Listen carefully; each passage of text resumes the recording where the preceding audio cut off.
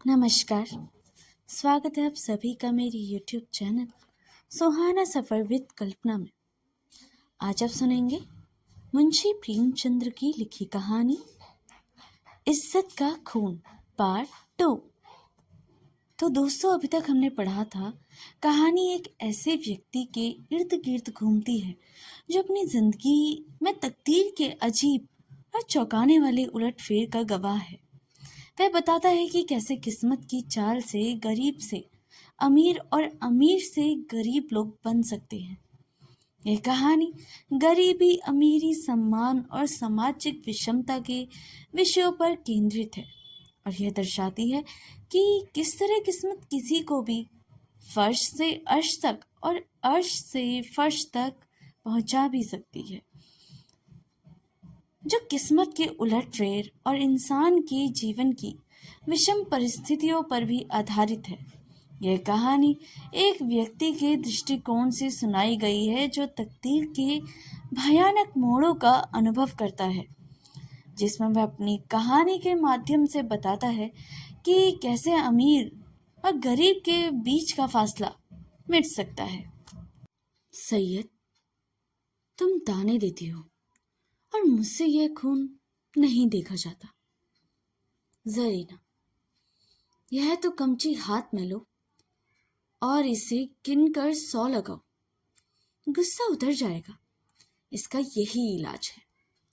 जरीना, फिर वही मजाक। जरीना, नहीं, मैं मजाक नहीं करती। सैयद ने कमची लेने को हाथ बढ़ाया, मगर मालूम नहीं जरीना को क्या शुक्का पैदा हुआ। उससे समझा शायद वह कमची को तोड़कर फेंक देगा। कमची हटा ली और बोली, अच्छा, मुझसे यह दगा। तो लो, अब मैं हाथों की सफाई दिखाती हूँ। यह देखकर उसे बेदर्द ने मुझे बेतहाशा कमचियां मारना शुरू की। मैं दर्द में ऐट ऐट कर चीख रही थी। उसके पैरों में पड़ती थी, मिन्नतें करती, अपने किए पे शर्मिंदा थी, दुआएं देती थी, पीर और पैगंबर का वास्ता देती, पर उस कातिल को जरा भी रहम ना आता था। सैयद काट के पुतले की तरह दर्दो सितम का यह नजारा आंखों से देख रहा था और उसको जोश ना आता। शायद मेरा बड़े से बड़े दुश्मन भी यह रोने धोने पर तरस खाता। मेरी पीठ छिलकर लहूलुहान हो गई, जख्म पड़ते थे, हर एक चोट आग के शोले की तरह बदन पर लगती थी। मालूम नहीं उसने मुझे कितने दरे लगाए, यहाँ तक कि कमची को मुझ पर रहम आ गया। वह फटकर रूठ गई। लकड़ी का कलेजा फट गया, मगर इंसान का दिल ना पिघला। मुझे इस तरह जलील और तबाह करके तीनों खबीस रूहें वहां से रुखसत हो गई। सैयद के नौकर ने चलते वक्त मेरी रस्सियां खोल दी। मैं कहाँ जाती, उस घर में क्यों कर कदम रखती। मेरा सारा जिस्म नासूर हो रहा था, लेकिन दिल न के फफोले उससे कहीं ज्यादा जानलेवा थे। सारा दिल फफोलों से भर उठा था। अच्छी भावनाओं के लिए भी जगह बाकी ना थी। उस वक्त मैं किसी अंधे को कुएं में गिरते देखती तो मुझे हंसी आती। किसी यतीम का दर्दनाक रोना सुनाती तो उसका मुंह चिढ़ाती। दिल की हालत में एक जबरदस्त इनकलाब सा हो गया।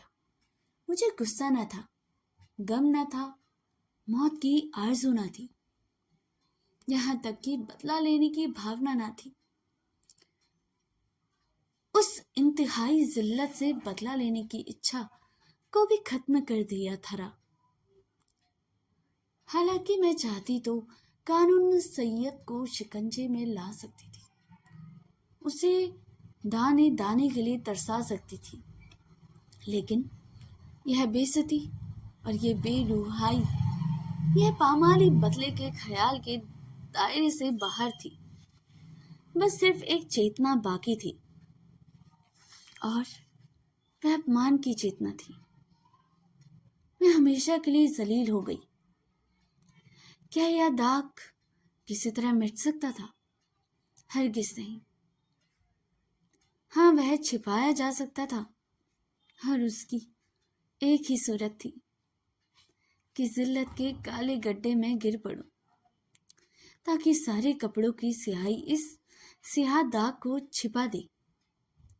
क्या इस घर की बिबियाना अच्छा नहीं जिसके पेंदे में एक बड़ा छेद हो गया? इस हालत में यही दलील मुझ पर छा गई। मैंने अपनी तबाही को और भी मुकम्मल, अपनी जिल्लत को और भी गहरा, आने काले चेहरे को अब भी काला करने का पक्का इरादा कर लिया।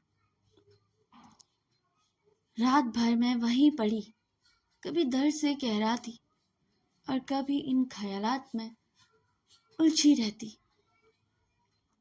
ये घातक इरादा हर क्षण मजबूत और भी मजबूत हो जाता। घर में किसी ने मेरी खबर ना ली। पाँव फटते ही मैं बगीचे से बाहर निकल आई। मालूम नहीं मेरी लाज शर्म कहाँ गायब हो गई थी। जो शख्स समुंदर में गोते खा चुका हो, उसे तौले तैलियों का क्या डर। मैं जो दरो दीवार से शर्माती थी, इस वक्त शहर की गलियों में बेधड़क चली जा रही थी। चोर कहाँ? वही जहां जिल्लत का कद्र है, जहां किसी पर कोई हंसने वाला नहीं, जहां बदनामी का बाजार सजा हुआ है, जहां हया बिकती है और शर्म लुटती है। इसके तीसरे दिन रूप की मंडी के एक अच्छे हिस्से में एक ऊंचे कोठे पर बैठी हुई मैं उस मंडी की सैर कर रही थी। शाम का वक्त था। नीचे सड़क पर आदमियों की ऐसी भीड़ थी कि कंधे से कंधा छिलता था। आज सावन का मेला था। लोग साफ सुथरे कपड़े पहने कतार की कतार दरिया की तरफ जा रही थी। हमारे बाजार की बेशकीमती जीन्स भी आज नदी के किनारे सजी हुई थी। कहीं हसीनों के झूले थे, कहीं सावन की मीत। लेकिन मुझे इस बाजार की सैर दरिया के किनारे से ज्यादा पुरलुफ्त मालूम होती थी। ऐसा मालूम होता था कि शहर की और अब सड़कें बंद हो गई। सिर्फ यही तंग गली खुली हुई है और सबकी निगाहें कोठी ही की तरफ लगी थी। गोया वे जमीन पर नहीं चल रहे थे, हवा में उड़ाना चाहते हैं। हाँ, पढ़े लिखे लोगों को मैंने इतना बेधड़क नहीं पाया। वह वहां भी घूरते थे, मगर कनखियों से। अधेड़ उम्र के लोग सबसे ज्यादा बेधड़क मालूम होते हैं। शायद उनकी मंशा जवानी के जोश को जाहिर करना था। बाजार क्या था? एक लंबा चौड़ा थिएटर था। लोग हंसी दिल्लगी करते, लुफ्त उठाने के लिए नहीं, हसीनों को सुनाने के लिए। मुंह दूसरी तरफ था, निगाहें किसी दूसरी तरफ। बस भांडों और नक्कालों की मजलिस थी। यकायक सैयद की फिट्टन नजर आई। मैं उस पर कई बार सैर कर चुकी थी। सैयद अच्छे कपड़े पहने अकड़ा हुआ बैठा था। ऐसा सजीला बाका जवान सारे शहर में न था। चेहरे मोहरे से मर्दापन बरसता था। उसकी आंख एक बोरे मेरे कोठे की तरफ उठी हुई और नीचे झुक गई। उसके चेहरे पर मुर्दानी सी छा गई, जैसे किसी जहरीले सांप ने काट खाया हो। उसे कोचवान से कुछ कहा। दम के दन में फिट्टन हवा हो गई। उस वक्त उसे देखकर मुझे जो देश प्रेम प्रसन्नता हुई, उसके सामने यह जानलेवा दर्द की कोई हकीकत न थी। मैंने जलील होकर उसे जलील कर दिया। यह कटार कमचियों से कहीं ज्यादा तेज थी। उसकी हिम्मत ना थी कि यह मुझसे आंखें मिला सके। नहीं, मैंने उसे हरा दिया। उसे उम्र भर के लिए एक कैद में डाल दिया। इस काल कोठरी से अब उसका निकलना गैर मुमकिन था, लेकिन उसे अपने खानदान के बड़प्पन का घमंड था। दूसरे दिन भोर में खबर मिली कि किसी कातिल ने मिर्जा सैयद का काम तमाम कर दिया। उसकी लाश उसी बगीचे के गोल कमरे में मिली। सीने में गोली लग गई। 9 बजे दूसरी खबर सुनाई दी। जरीना को भी किसी ने रात के वक्त कत्ल कर डाला था। उसका सर तन जुदा कर दिया गया। बाद को जांच पड़ताल से मालूम हुआ कि ये दोनों वारदातें सैयद के हाथों हुई थी। उससे पहले जरीना को उसके मकान पर कत्ल किया और तब अपने घर आकर अपने सीने में गोली मारी। इस मर्दाना गैरतमंदी ने सैयद की मोहब्बत मेरे दिल में ताज़ा कर दी। शाम के वक्त मैंने अपने मकान पर पहुंच गई। अभी मुझे यहाँ से गिरे हुए सिर्फ 4 दिन गुजरे थे, मगर ऐसा मालूम होता था कि वर्षों बाद आई हूँ। दरो दीवार पर हसरत छाई हुई थी। मैंने घर में एक पाँव रखा तो बस सैयद की मुस्कुराती हुई सूरत आंखों के सामने खड़ी हो गई। वही मर्दाना हुस्न, वही बागपन, वही मुनहार की आंखें। बेअख्तियार मेरी आंखें भर आई और दिल से एक ठंडी आहट निकली। गम इसका ना था कि सैयद ने क्यों जान दे दी। नहीं, उसकी मुजरिमाना बेहसी और रूप के पीछे भागना, इन दोनों बातों में मरते दम तक साफ ना करूंगी। गम यह था कि यह पागलपन उसके सर में क्यों समझा। इस वक्त दिल की जो कैफियत है उसे मैं समझती हूँ कि कुछ दिनों में सैयद की बेवफाई और बेरहमी का घाव भर जाएगा।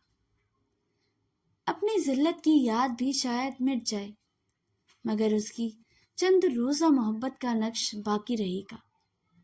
और अब यही मेरी जिंदगी का सहारा है। तो दोस्तों, यह स्टोरी यहीं पर समाप्त होती है। यह कहानी एक महिला के बारे में है जो अपना अपमान और बेवफाई के कारण अपनी इज्जत बचाने के लिए खुद को मारती है। कहानी एक ऐसे व्यक्ति के इर्द गिर्द घूमती है जो इस महिला को धोखा देता है और उससे बेवफाई करता है। आखिर में महिला की आत्महत्या के बाद यह पाया जाता है कि उसका अपमान करने वाले की बेवफाई से ज़्यादा उसकी बेबसी और पागलपन दिल में अधिक दर्द दे रहा था। कहानी में प्रेमचंद ने महिलाओं की भावनाओं और आत्मसम्मान और समाज की कठोर वास्तविकता को उजागर किया है। यह महिलाओं के प्रति समाज की दृष्टिकोण और उनके सामने आने वाली चुनौतियों को भी दर्शाती है। ये कहानी मुंशी प्रेमचंद की एक प्रभावशाली कहानी है जो समाज में सम्मान और प्रतिष्ठा के खोखले आदर्शों पर तीखा व्यवहार भी करती है। यह कहानी उन परिस्थितियों का चित्रण करती है जहाँ इज्जत और सम्मान के नाम पर समाज में गहरे तक फैली हुई असमानता और अन्याय का पर्दाफाश होता है। मुंशी प्रेमचंद ने इस कहानी में समाज के ऊपरी दिखावे और असलियत के बीच के अंतर को बेहतरीन ढंग से प्रस्तुत किया है। इसमें इज्जत के आड़ में हो रहे अत्याचार और जुल्म का जिक्र किया गया है जो आज भी समाज के विभिन्न हिस्सों में देखने को मिलता है। अगर आपको ये वीडियो पसंद आए तो कृपया इसे लाइक करें, शेयर करें और हमारे चैनल को सब्सक्राइब करें ताकि आप और भी बेहतरीन साहित्यिक कहानियों का आनंद ले सकें। तब तक के लिए धन्यवाद।